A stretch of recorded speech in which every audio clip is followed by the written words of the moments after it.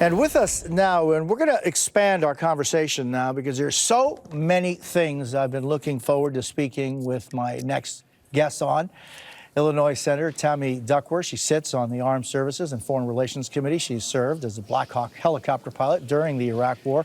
Senator, thank you very much for being with us this morning. Some of your Republican colleagues took to the Senate floor last night to rebuke Senator Tuberville. Here's a little of what Senator Lindsey Graham had to say, if you'd listen to this.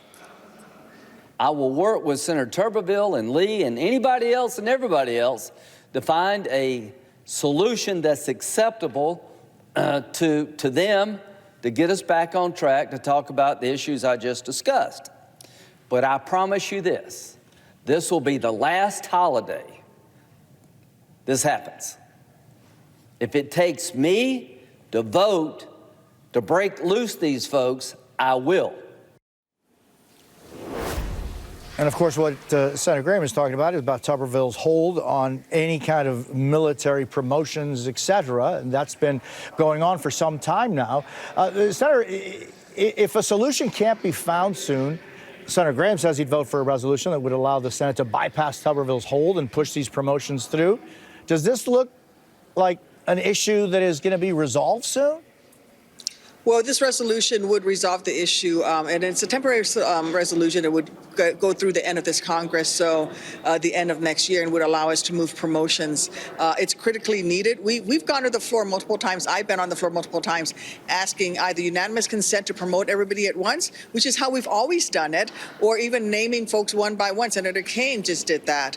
And yet Senator Tuberville persists in endangering our national security for his very partisan politics and a goal that when we've asked him, we've offered him votes on the floor, he's declined. We've offered him votes in committee, he's declined. He's really grinding our national security into a halt, and I think this resolution will be able to allow us to bypass him. And just what kind of an impact has these blockade had on military preparedness? Oh, it's been devastating to military preparedness. Think about this. We have two ships off the coast of Israel right now, and yet we have no Fifth Fleet commander.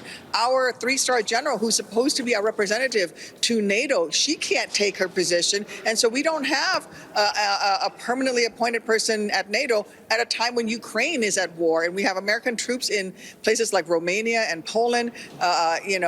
So what he's done has really endangered our national security. It's pushed the military to the brink.